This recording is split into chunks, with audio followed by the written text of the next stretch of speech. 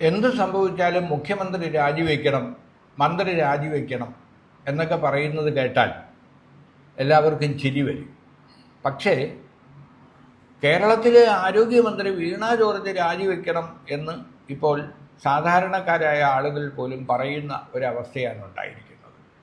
ഒറ്റപ്പെട്ട സംഭവങ്ങൾ എന്ന് പറഞ്ഞ് അവസാനം പ്രസവിക്കാൻ പോകുന്ന യുവതികളുടെ, അല്ലെങ്കിൽ ഗർഭപാത്രത്തിലെ മുഴ മാറ്റാൻ പോകുന്ന യുവതികളുടെ ഗർഭപാത്രത്തിൽ കത്രികകൾ അവശേഷിക്കുന്ന ഒരവസ്ഥ. ഒരു ഓപ്പറേഷൻ കഴിഞ്ഞ് മടങ്ങുമ്പോൾ ഒരു കത്രിക ഫ്രീ എന്ന മട്ടിലാണ് കേരളത്തിലെ ആശുപത്രികളിലെ സ്ഥിതി. ആലപ്പുഴ മെഡിക്കൽ കോളേജിൽ ഉഷ എന്ന 51കാരിക്ക് ഉണ്ടായ അനുഭവം, 50 കൊല്ലം ആ കത്രിക ഇരുന്നാലും കുഴപ്പമില്ല എന്നാണ് അന്ന് ഗൈനക്കോളജി മേധാവിയായിരുന്ന ഡോക്ടർ ലളിതാംബിക പ്രതികരിച്ചത്. ലളിതാംബികയുടെ പ്രതികരണം ഉത്തരവാദിത്വമില്ലായ്മയാണ് എന്ന് ആരോഗ്യമന്ത്രി ആദ്യമായി പരസ്യമായി പ്രഖ്യാപിച്ചു. എന്നാൽ കഴിഞ്ഞ 4 കൊല്ലമായി തൻ്റെ ശരീരത്തിൽ അകപ്പെട്ടുപോയ കത്രിക, അതുമൂലം തനിക്കുണ്ടായ അസൗകര്യങ്ങൾ, ആരോഗ്യ പ്രശ്നങ്ങൾ, അതിന് നഷ്ടപരിഹാരം ആവശ്യപ്പെട്ടുകൊണ്ട് കോഴിക്കോട്ടെ റെസിഡൻഷ്യ നടത്തുന്ന സമരം, ആ സമരത്തെ കണ്ടില്ലെന്ന് നടിക്കുകയാണ് ആരോഗ്യമന്ത്രി. ചേർത്ത് പിടിക്കുമെന്നും കുറ്റവാളികൾക്കെതിരെ നടപടിയെടുക്കുമെന്നും എല്ലാം ഉറപ്പ് നൽകിയെങ്കിലും 4 വർഷം കഴിഞ്ഞിട്ടും അവർക്ക് നീതി ലഭിച്ചിട്ടില്ല. ഉഷയുടെ സ്ഥിതിയും 5 കൊല്ലം മുമ്പ് 2017 ഓപ്പറേഷനിലാണ് ഈ കത്രിക കുടുങ്ങിയത്. അതുപോലെ അടുത്ത കാലത്ത് ഒരു 14കാരൻ്റെ കൈ പ്ലാസ്റ്റർ ഇട്ട് കഴിഞ്ഞ് തുറക്കുമ്പോൾ കൈ വളഞ്ഞിരിക്കുകയാണ്. ഇപ്പോൾ സ്വകാര്യ ആശുപത്രിയിൽ ആ കുട്ടിക്ക് ഓപ്പറേഷൻ നടത്തി.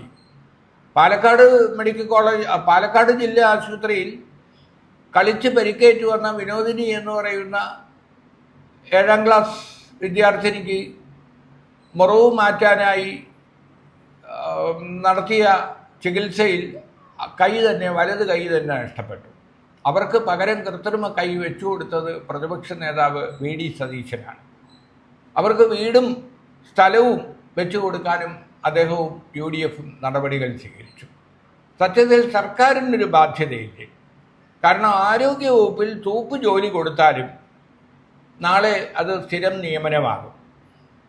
ഈ തരത്തിൽ ആരോഗ്യവകുപ്പിൻ്റെ വീഴ്ച മൂലം ജീവിതം തന്നെ ഭാഗികമായി നഷ്ടപ്പെട്ടു പോയ ഈ യുവതികൾക്ക് ആരോഗ്യവകുപ്പിൽ ജോലി നൽകുകയാണ് വേണ്ടത്. അതാണ് ഇതിനുള്ള യഥാർത്ഥ നഷ്ടപരിഹാരം. കോഴിക്കോട്ടെ യുവതിക്കായാലും ആലപ്പുഴയിലെ ഉഷയ്ക്കായാലും തിരുവനന്തപുരത്ത് അതുപോലെ ഒരു വീട്ടമ്മയ്ക്ക് ഇതേപോലെ ജനറൽ ആശുപത്രിയിലെ ഓപ്പറേഷന് ശേഷം ശസ്ത്രക്രിയാ ഉപകരണം കുടുങ്ങിയ സംഭവമുണ്ട്.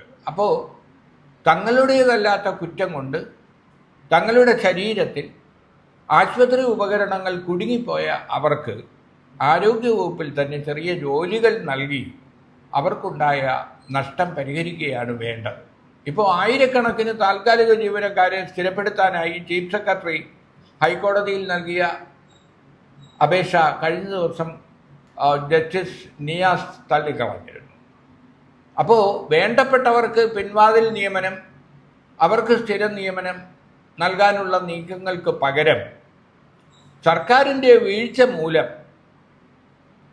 അപകടങ്ങൾ സംഭവിക്കുന്ന ഇത്തരം ആളുകൾക്ക് ജോലി നൽകി അവരുടെ ജീവിതം സുരക്ഷിതമാക്കാനുള്ള നടപടികളാണ് സർക്കാർ സ്വീകരിക്കേണ്ടത്. പ്രതിപക്ഷ നേതാവ് കൈ നഷ്ടപ്പെട്ട കുട്ടിക്ക് കൈ വെച്ചു കൊടുക്കുന്ന ഒരു അവസ്ഥ നോക്കി നിൽക്കാൻ പാടില്ല. ഇപ്പോൾ തന്നെ ആലപ്പുഴ മെഡിക്കൽ കോളേജിൽ ഉഷയെ രക്ഷിക്കാനായി ആദ്യം രംഗത്ത് വന്നത് ആലപ്പുഴ MP KC വേണുഗോപാലാണ്.